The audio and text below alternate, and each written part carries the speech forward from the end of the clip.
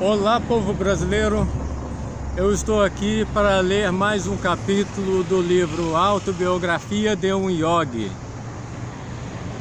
Hoje eu estou próximo a um cartão postal da cidade de Resende, que é a Ponte Velha.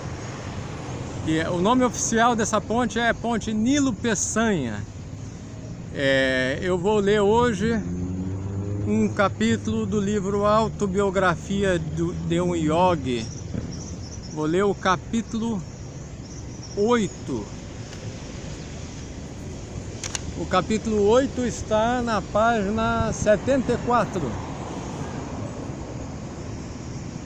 Autobiografia de um Yogi, capítulo 8. Jagadish Chandra Bose, grande cientista da Índia. A invenção de aparelhos sem fio por Jagadish Chandra Bose foi anterior à de Marconi. Ouvindo esta provocante afirmação, aproximei-me numa calçada de um grupo de professores empenhados em discussão científica. Se o motivo que me levou a chegar perto foi o orgulho racial, lamento-o. Não posso negar meu profundo interesse em tornar evidente o papel de liderança que a Índia pôde desempenhar na física, e não apenas na metafísica. Senhor, o que quer dizer? Perguntei. O professor respondeu cortesmente. Bose foi o primeiro a inventar um coesor sem fio, e um instrumento para indicar a refração das ondas elétricas. Mas o inventor indiano não explorou comercialmente suas invenções. Sua atenção logo se desviou do mundo inorgânico para o orgânico. Suas revolucionárias descobertas sobre a fisiologia das plantas estão ultrapassando até mesmo suas radicais realizações como físico.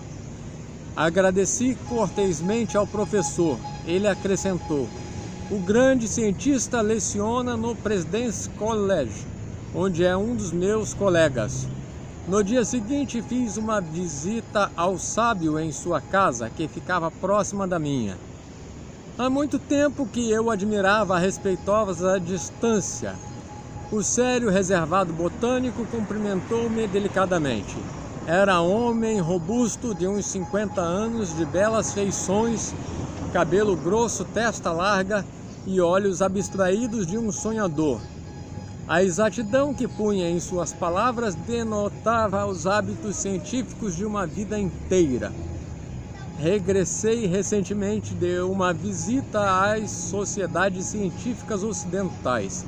Seus membros manifestaram intenso interesse nos delicados instrumentos de minha invenção, que demonstram a unidade invisível de toda a vida.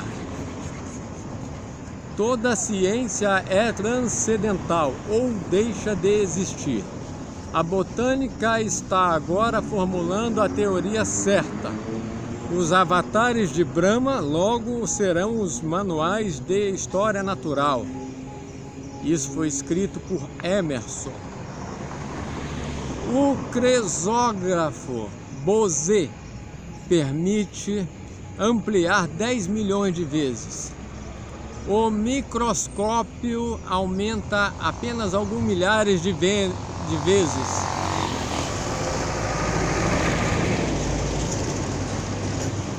O microscópio aumenta apenas alguns milhares de vezes. E, apesar disso, deu impulso vital à ciência biológica. O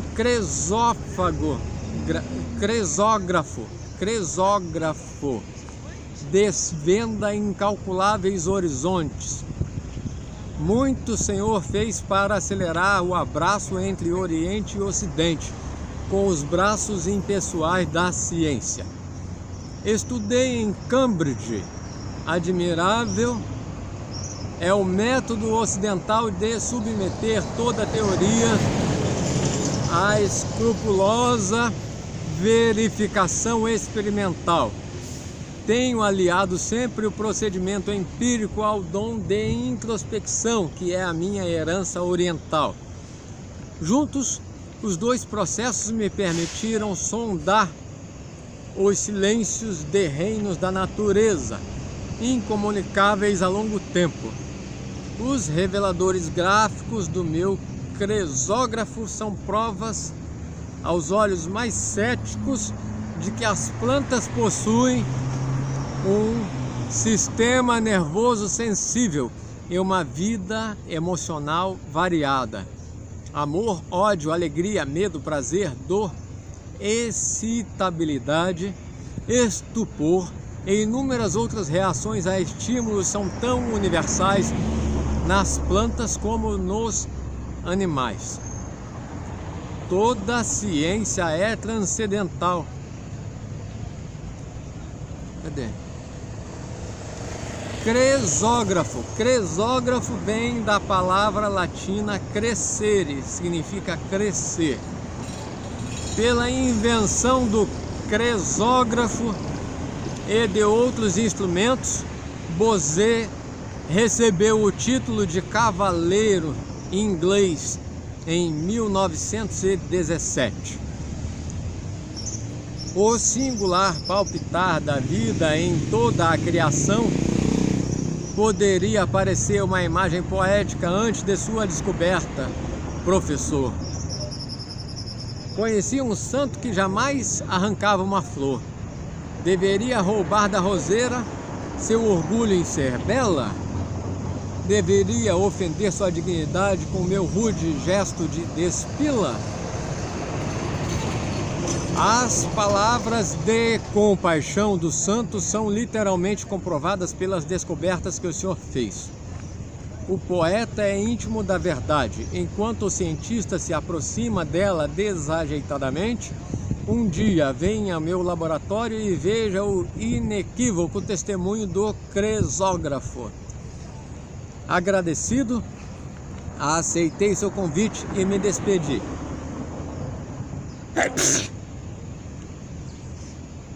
Soube mais tarde que o botânico saíra do Presidence College e planejava fundar um centro de pesquisas em Calcutá.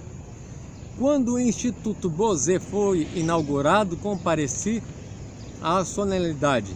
Centenas de entusiasmados visitantes andavam pela propriedade. Encantava-me o simbolismo artístico e espiritual do novo lar da ciência. Seu portão de entrada é uma relíquia centenária, trazida de um santuário distante, tendo à frente um lago de lótus. A flor de lótus é o antigo símbolo divino na Índia. Suas pétalas, ao se abrirem, surgem a expansão da alma. O crescimento de sua beleza pura, que emerge da lama onde tem a raiz, carrega uma benéfica promessa espiritual. Uma escultura, tendo à frente um lago de lótus, uma escultura feminina com uma tocha, simboliza o respeito indiano pela mulher com a imortal portadora da luz. Um pequeno templo no jardim é consagrado ao número que está além de todos os fenômenos. A ausência de qualquer imagem ou altar sugere a ideia da divindade incorpórea. O discurso de Bose nesta grande ocasião poderia ter saído dos lábios inspirados de um dos antigos rishis. Consagro hoje este instituto não simplesmente como um laboratório, mas como um templo. A reverente solenidade de suas palavras,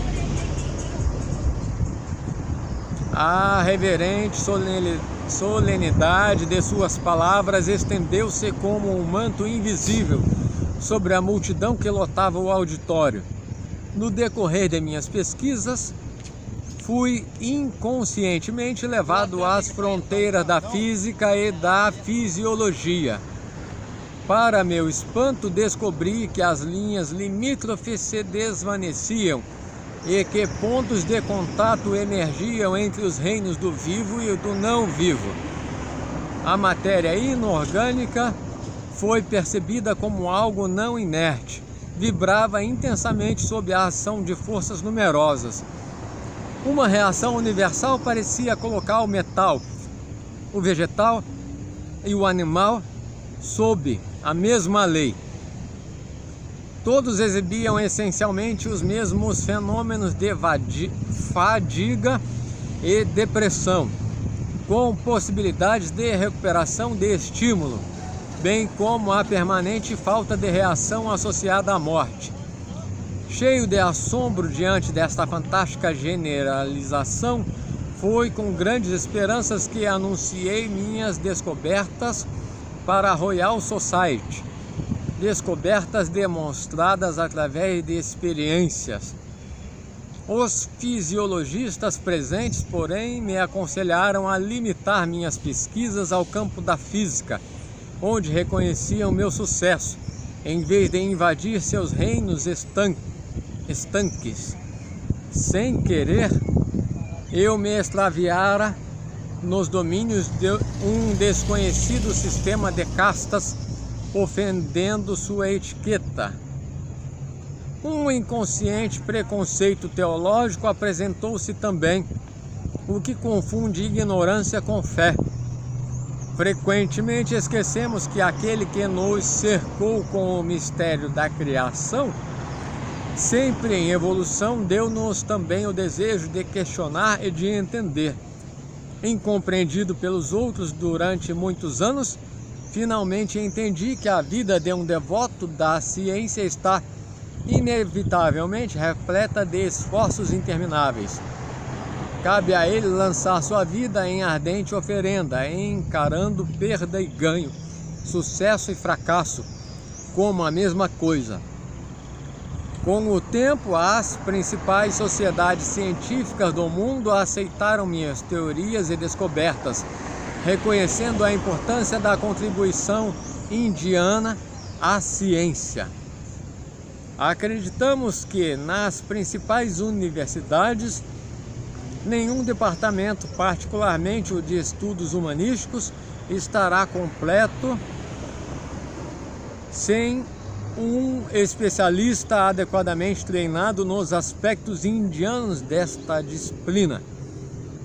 Acreditamos também que todas as faculdades que visem preparar seus bacharéis para o trabalho inteligente no mundo em que deverão viver, devem ter entre seus catedráticos um acadêmico competente em civilização da Índia.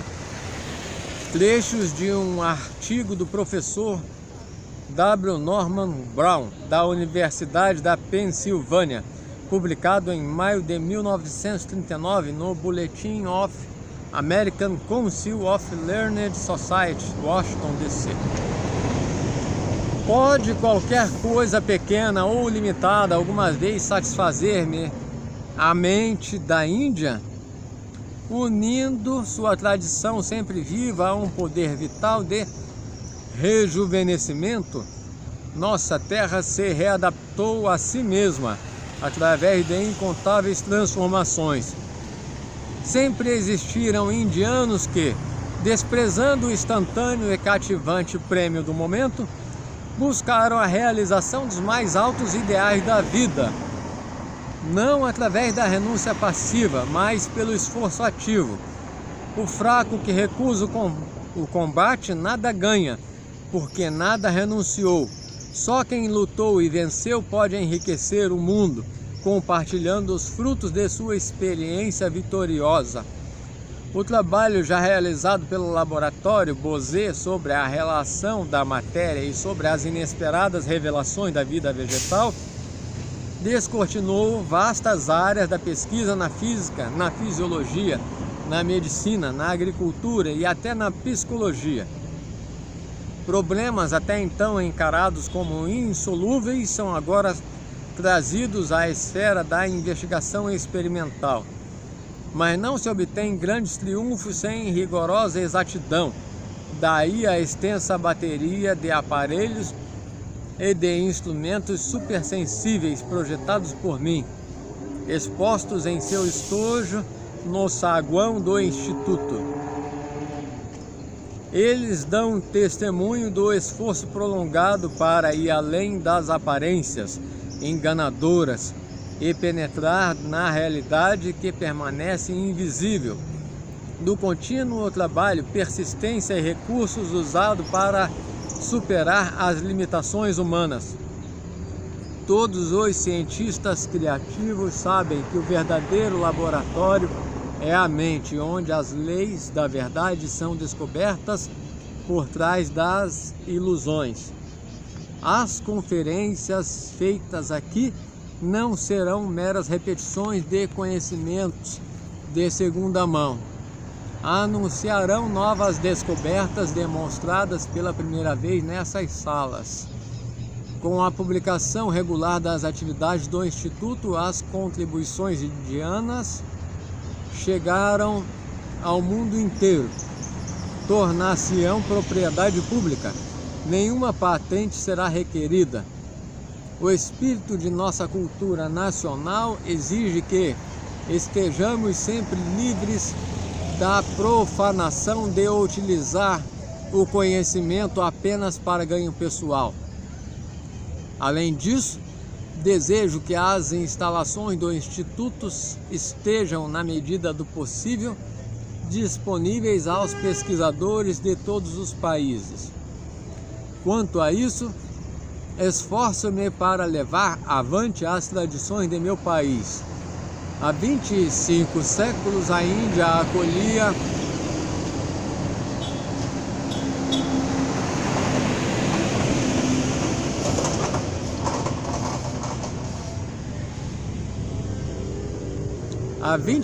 séculos a Índia acolhia estudiosos do mundo inteiro nas antigas universidades de Nalanda e Tashila.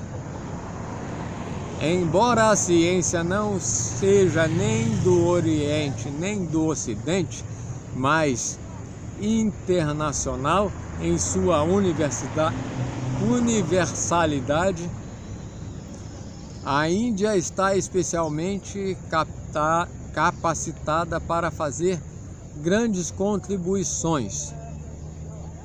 A estrutura atômica da matéria era bem conhecida pelos antigos hindus. Um dos 6 sistemas da filosofia hindu é o Vaisesika, da raiz sânscrita vicessas, individualidade atômica. Um dos mais importantes comentaristas do Vaisesika foi Aulukya,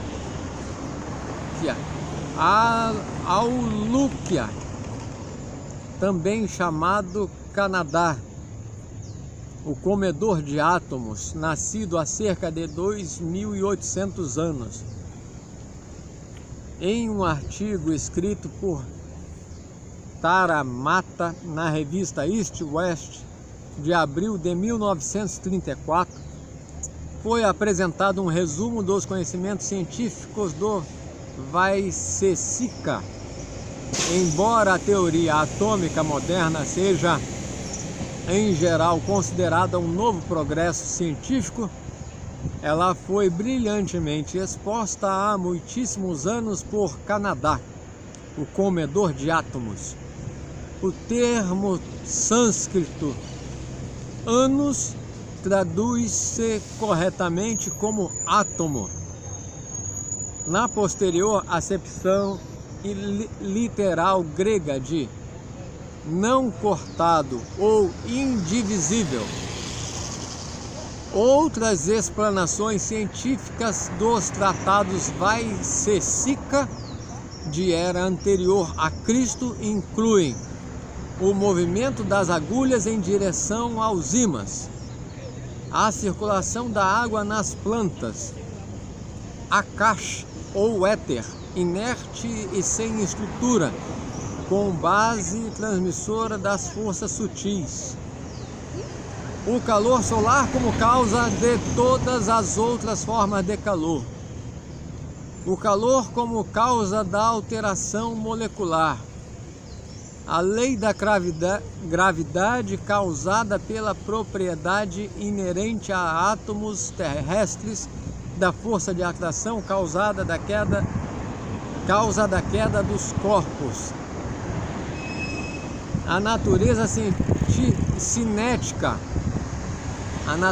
cinética de toda energia, cuja causalidade sempre tem origem no consumo de energia ou na redistribuição de movimento. Dissolução universal através da desintegração dos átomos. A radiação do calor e dos raios luminosos. Partículas infinitamente pequenas, precipitando-se em todas as direções com inconcebível velocidade. A moderna teoria dos raios cósmicos. E a relatividade do tempo e do espaço. A ardente imaginação indiana que pôde, de um conjunto de fatos aparentemente contraditórios, extrair uma nova ordem, é mantida sob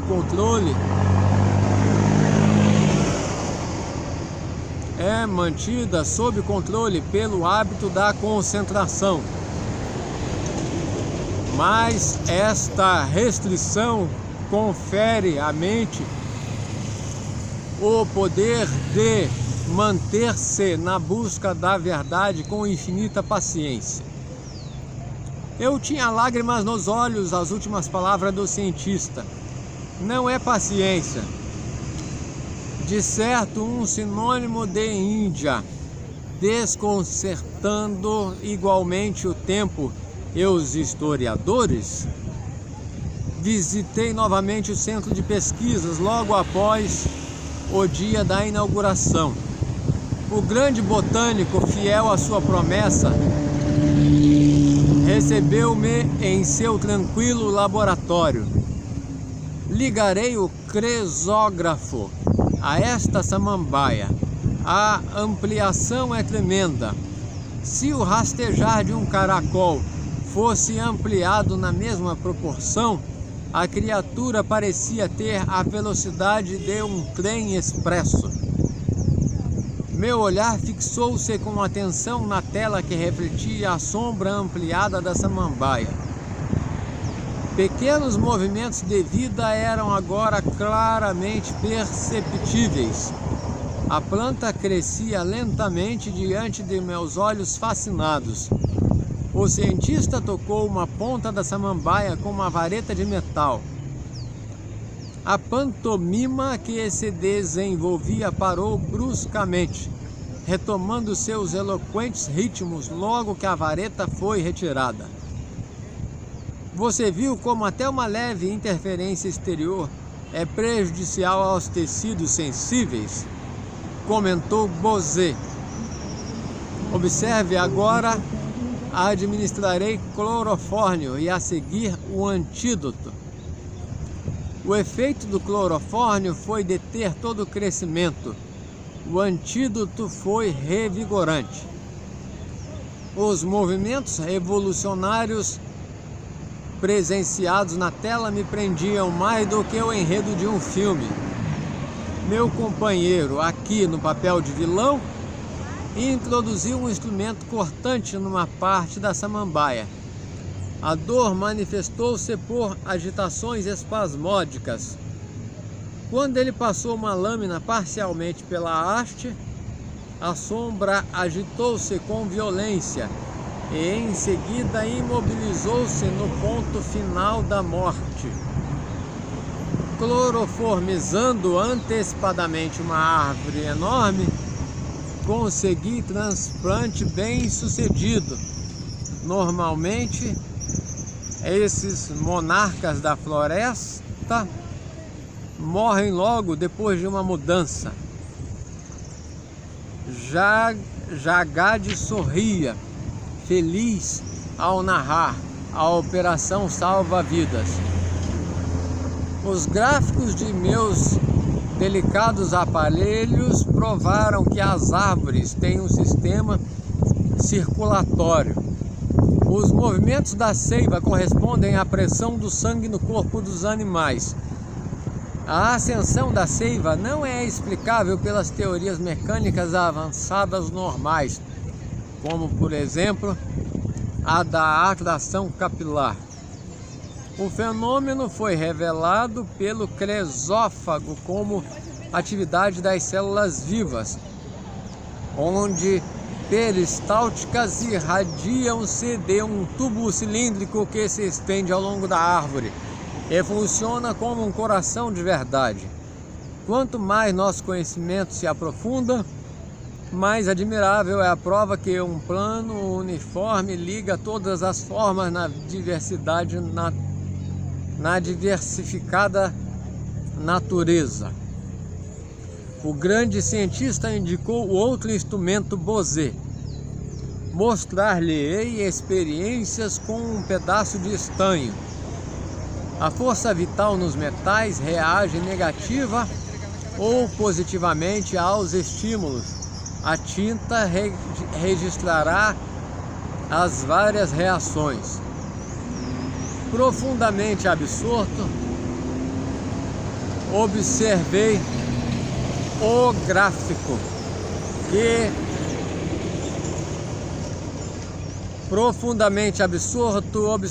gráfico que registrava as ondas características da estrutura atômica. Quando o professor aplicou o clorofórmio ao metal, os registros vibratórios cessaram, recomeçando à medida que o estanho voltava lentamente a seu estado normal. Meu companheiro administrou-lhe uma substância química venenosa.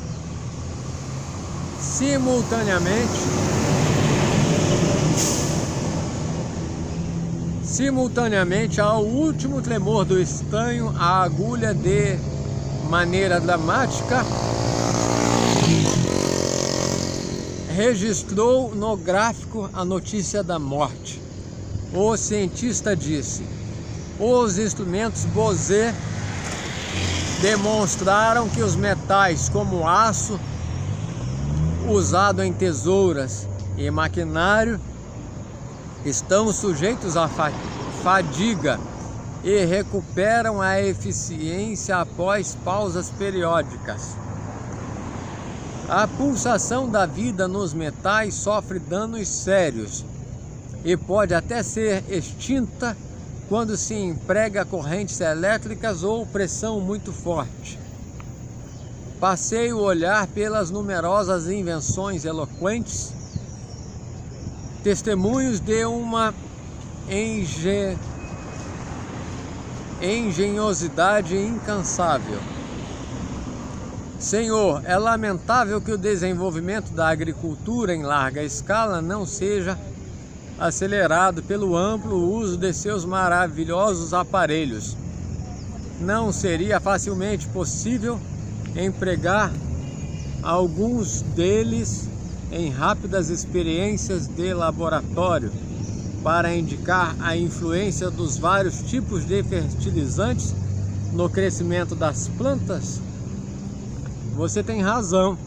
Inúmeras aplicações terão os instrumentos Bose quando usados pelas gerações futuras. Raras vezes o cientista tem recompensa contemporânea, mas a alegria de prestar um serviço criativo é suficiente. Expressando minha gratidão sem reservas, despedi-me do sábio infatigável. Pensei: pode a fertilidade assombrosa deste gênio ser exaurida? Não houve decréscimo com o passar dos anos, inventando um complicado instrumento, o cardiógrafo de ressonância. Bose continuou em suas extensas pesquisas sobre as incontáveis plantas da Índia. Enorme e insuspeita farmacopeia de drogas úteis foi descoberta. O cardiógrafo, de uma precisão infalível, registra no gráfico até um centésimo de segundo. Os registros de ressonância medem pulsações infinitesimais nas estruturas humanas, animais e vegetais.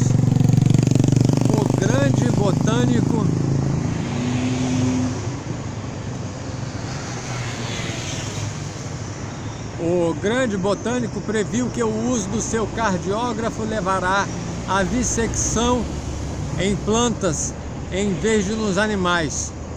Administrado simultaneamente a uma planta e a um animal, um remédio apresenta, segundo demonstram os registros paralelos, uma espantosa unanimidade de resultados, assinalou. Tudo que existe no homem foi prefigurado na planta. Experiência com os vegetais contribuirão para diminuir o sofrimento de homens e animais. Anos mais tarde, as descobertas pioneiras de Bose foram corroboradas por outros cientistas. O jornal New York Times assim noticiou um trabalho feito em 1938 na Universidade de Colômbia. Comprovou-se nos últimos anos que diminutos impulsos elétricos são gerados quando os nervos transmitirem mensagens entre o cérebro e outras partes do corpo. Os impulsos foram medidos por delicados galvanômetros e aumentados em milhões de vezes por modernos amplificadores. Até agora não se havia encontrado nenhum método satisfatório para estudar a passagem dos impulsos pelas fibras nervosas de animais ou homens vivos, devido à grande velocidade com que correm. Os doutores K.S. Cole e H.J. Curtis noticiaram a descoberta de que a estrutura unicelular da Nitella, planta de água doce comumente usada em aquários de peixinhos dourados, é virtualmente idêntica à estrutura das fibras nervosas. Também descobriram que as fibras da Nitella, quando excitadas, propagam ondas elétricas semelhantes em tudo, exceto em velocidade, às ondas das fibras nervosas dos homens e dos animais. Verificou-se que os impulsos nervosos elétricos nas plantas são muito mais lentos que nos animais. Os pesquisadores de Colômbia, por isso, aproveitaram a descoberta para filmar em câmera lenta a passagem dos impulsos elétricos nos nervos. Assim, a planta Nitella pode se tornar uma espécie de pedra de Roseta para decifrar os segredos hermeticamente guardados na zona limítrofe entre a mente e a matéria. E aqui nesta página, a página 82, tem a foto do grande físico botânico indiano e inventor do cressógrafo, Jagdish Chandra Bose. Esta é a foto do Charles Chandra Bose.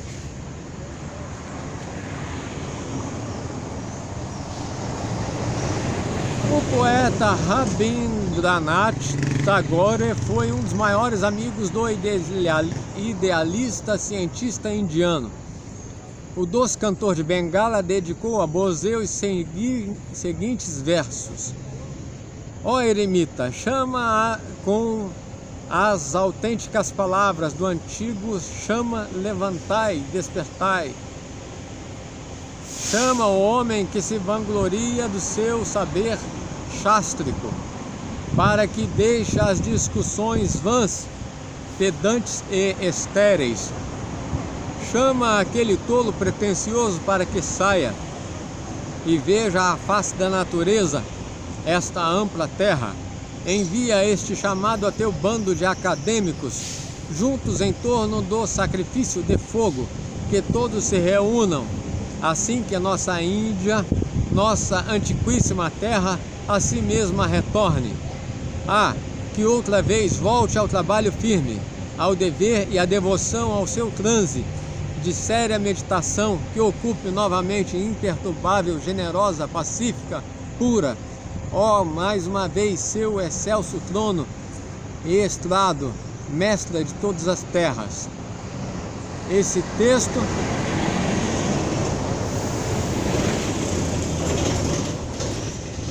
Esse texto foi traduzido para o inglês por Mahoman Ghosh, do original bengali de Rabindranath Tagore, no livro Te Visabharati Quartere de Santiniketan, Índia. O hino Samā, mencionado no poema de Tagore, é um dos 4 Vedas. Os outros 3 são Rig Veda, Yajurveda e o Atharva Veda. Os textos sagrados explanam a natureza de Brahma, Deus Criador, cuja expressão em cada homem denomina-se Atma, alma. A raiz verbal de Brahma é Bri, significa expandir, que transmite o conceito védico do divino poder de crescimento espontâneo, de irrupção da atividade criativa. Considera-se que o cosmos, como a teia de aranha, evolui Vikurute para a forma do ser divino. Pode-se dizer que toda a importância dos Vedas resume-se na fusão consciente do Atma com o Brahma, da alma com o espírito. O Vedanta, conjunto de resumo dos Vedas, tem inspirado muitos dos grandes pensadores ocidentais. O historiador francês Victor Consil disse: quando lemos com atenção os monumentos filosóficos do Oriente, sobretudo os da Índia, descobrimos neles muitas verdades tão profundas que somos obrigados a dobrar os joelhos ante a filosofia oriental e a ver neste berço da raça humana a terra nativa da mais alta filosofia. Schlegel observou: mesmo a mais elevada filosofia europeia, o idealismo da razão proclamado pelos filósofos gregos parece, se comparado à vida e ao vigor abundantes no idealismo oriental, uma débil centelha de Prometeu contra um dilúvio de luz solar. Na imensa literatura da Índia, os Vedas, que vem da raiz Vid, que significa conhecimento e sabedoria, conhecer, saber, os Vedas são os únicos textos. Os Vedas são os únicos textos aos quais não se atribui autor. O Rig Veda assinala uma origem divina para os hinos, em forma que os mesmos são de origem divina para os hinos provenientes de épocas antigas, revestidos de nova linguagem. Diz-se que os Vedas